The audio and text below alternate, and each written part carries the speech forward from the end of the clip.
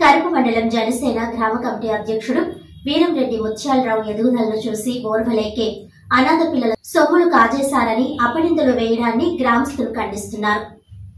ఈ సందర్భంగా నిమ్మకాయల చిట్టి తల్లి చంద్ర సత్యలు మాట్లాడుతూ గ్రామంలో చిన్న ఇబ్బంది అయినా ముందుకు వచ్చి నేనుంటానంటూ సేవలు అందిస్తున్న ముత్యాలరావుపై కొంతమంది కావాలనే ఆయన ఎదుగుదలను చూసి ఓర్వలేకే ఇలాంటి అపనిందలు వేస్తున్నారని తెలిపారు.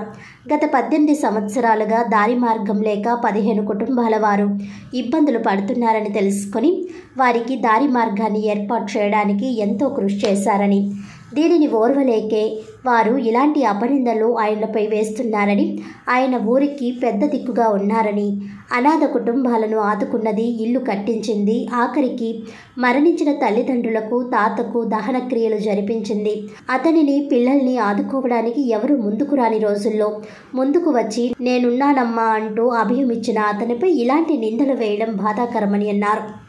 అందుకే ఈరోజు ఎమ్మెల్యేకి విషయం చెప్పాలనే ఉద్దేశ్యంతో ఇక్కడకు రావడం జరిగిందని తెలియజేశారు.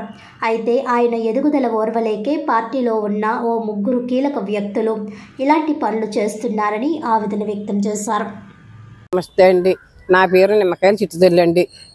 మా ఇది నిమ్మకాయల వారు ఇదండి. మాకు దారులు లేకుండా 16-20 సంవత్సరాల మట్టి మాకు దారి మార్గాలు లేకుండా మూసేసాడండి నక్క సత్యనారాయణ అండి. 16 సంవత్సరాలు అయిందండి నేను ఇల్లు కట్టుకునండి. దారి మార్గం లేక సంవత్సరానికి 20 ఏళ్ళు అద్దె కట్టండి, అద్దెంట్లో ఉంటున్నామండి. ఏమండి ఇప్పుడు గేటు పెద్ద గేటు పెట్టేసాడండి, లారీ వెళ్ళి గేట్లు పెట్టాడు ఏంటండి. దారికి ముత్యాలరావు గారిని మరి పెట్టుకున్నామండి పెద్ద కింద.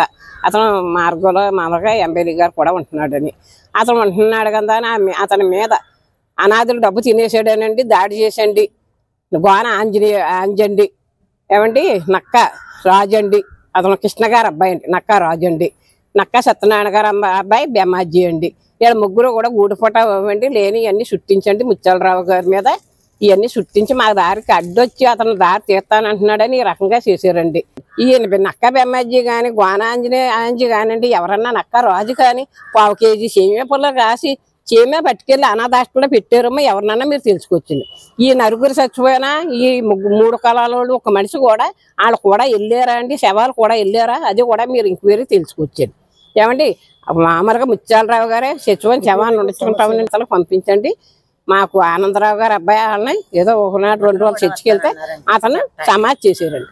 మంగి చంద్రండి, మాది గొడ్డటిపాలెం. వీరంరెడ్డి ముత్యాలరావు గారు మా బావగారండి. అనాథ పిల్లలు అలా ఉండిపోతున్నారు, వాళ్ళకి ఎవరు లేరు, ఊళ్ళో సాయం చేసే వాళ్ళు లేరనండి. వాళ్ళకి సాయం చేశారు. వాళ్ళకి స్కూల్లోనే హాస్పిటల్లో ఏటి బ్యాంక్ అకౌంట్లో గార్డెన్గా ఉన్నారండి. వాళ్ళకి వెనక ముందు ఎవరు లేరు.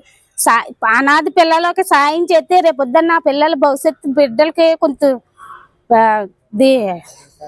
బాగుంటది, దేవుడు అన్నవాడు చూస్తాడు అని సాయం చేశాడండి. కానీ దేవుడు చూడలేదండి, అతను అందరూ లేడు. ఆయన బిడ్డ పోయిందండి యాక్సిడెంట్ అయ్యి. 2 సంవత్సరాల నుంచి ఇంటిలో చేతులకు రాకుండా ఎంతో బాధపడుతున్నామండి మేము. నేను కూడా అక్కడ ఉంటానండి. అయితే మేము ఇంట్లో ఉన్నామండి. ఉండి మేము అతను ఏమన్నా కష్టం వచ్చినా సుఖం వచ్చినా నేను మాట్లాడతాను. ఎవరన్నా ఏదన్నా అంటే మా బావగారు కదండి నాకు సురుక్కుమంటది, నేను మాట్లాడతాను.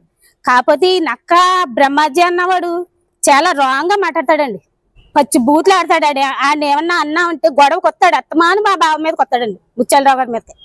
వచ్చినప్పుడల్లా మేము ఏదన్నా అంటే పచ్చి బూతులు తిడతాడండి. ఆల్రెడీ మొన్న నిమ్మకాయలు దారి గురించి గొడవ గురించి ఆడ వెనకాల చుట్టాలు కూడా రాడ్లు అట్టుకుని వచ్చారండి. లంజా కొడుకు ఏడి, ఆడాలోడు ఏడి, అలాగే ఎలాగని రాడ్లు అట్టుకుని వచ్చారు.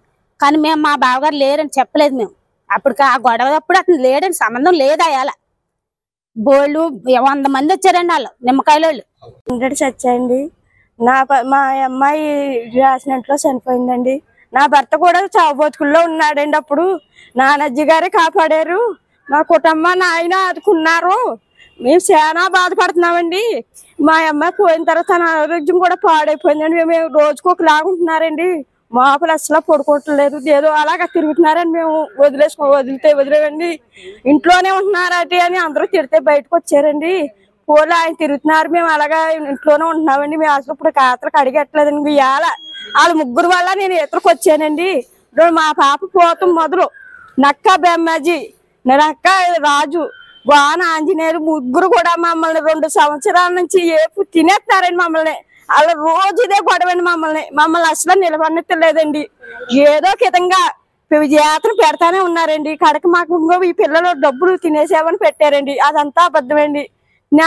నా కూతుర్లా చూసుకున్నాను నా పిల్లల్ని. చంటి పిల్లలండి, వాళ్ళ గుడ్లు, వాళ్ళ అమ్మ బాబు వాళ్ళ అమ్మమ్మ అందరూ మాతోనే ఉండేవారండి. కానీ మమ్మల్ని ఇలా చాలా బాధ పెట్టారండి. వీళ్ళు అసలు ఒక రూపాయి మేమేం పాడు చేయమండి. వాళ్ళ కాళ్ళకి అప్పు చెప్తామని చెప్పామండి. వాళ్ళు కూడా మా ఇంటికి రాలేదండి, అడగలేదండి. కానీ వీళ్ళు కావలసి మమ్మల్ని ఆ మూలకి వీళ్ళకి కావలసి వాళ్ళ దగ్గరికి వెళ్ళి వాళ్ళు ఏ కన్ఫ్యూజ్ చేసి మాట్లాడించారో తెలదండి. మన మీడియా మిత్రులు అందరికీ నమస్కారం అండి. నా పేరు ముత్యాలరావు అండి, వడ్డెడిపాలెం అండి, జనసేన పార్టీ అధ్యక్షుల్ని. నా మీద ఈ నక్క బెమ్మజ్జి, గోన్ అంజి అండి, అలాగే నక్క రాజు అండి, వీళ్ళ ముగ్గురు వడ్డెడిపాలెంని గత 2 సంవత్సరాల నుంచి కూడా పగబడేసండి మా కుటుంబాన్ని ఈదులో లాగి ప్రతి విషయంలో కూడా ఎదవలు చేస్తున్నారండి. చాలా ఏడిపోతున్నారు. మేము రాత్రి నిన్న ఇచ్చిన న్యూస్కి పిల్లలకి గార్డెన్గా ఉండి నేను వాళ్ళ తల్లిదండ్రులు వాళ్ళ తాతయ్య ముగ్గురు నాకు వ్యవస్థ చచ్చిపోయిన కానించి వాళ్ళని పోచుకుని వచ్చి వాళ్ళని సమాధి వెళ్ళేదాకా రోజుల దాకా ప్రతి విషయం కూడా వాళ్ళకి ఎంతో మేలు చేశాడండి. నేను గొడ్డడిపాలెం వచ్చి ఇంకోటి చేసుకోవచ్చు. వాళ్ళకే కాదు ప్రతి ఇంటికి కూడా ఏదన్నా వస్తే రూపాయి తీసుకోకుండా పనిచేసే వ్యక్తినండి నేను. అది ఎమ్మెల్యే గారు కూడా తెలుసండి, ఊరు గ్రామం మండలం అంతా తెలుసండి. కాకపోతే దాన్ని తప్పుడు ప్రచారం చేసి నిన్న ప్లస్లో పెట్టించి అలాగే అనేక రకాల వీడియో పరంగా పెట్టించేసండి నన్ను మా కుటుంబాన్ని ఈదో పడేయారండి. నేను అందరూ కూడా మేము చనిపోదామన్న స్థితి తీసుకున్నామండి. కానీ మా పెద్దలు మురళి గారు, రమేష్ గారు వీళ్ళందరూ కూడా పెద్దలందరూ కూడా మీరు అలాంటి పని చేసుకొద్ది అసలు అని చెప్పి సతీష్ గారు వీళ్ళందరూ కూడా ఆపారండి. ఈ రోజు నేను ఏమైపోతానని మా ఊళ్ళందరూ కూడా తీసుకొస్తాం జరిగిందండి ఎమ్మెల్యే గారి ఇంటికి. కాకపోతే వీళ్ళ ఇది తీవ్రంగా ఖండించకపోతే నేను ఇదే కాదండి రేపు పొద్దున్న ఇంకోటి. ఎందుకంటే నా మీద కసి కట్టిందన్న కారణం ఏంటంటే ప్రతి ఒక్కరు ప్రతి కులంలో ముచ్చలరా అని కొలుతున్నారంటూ వీళ్ళకి స్వార్థం సోలపోతున్నారండి.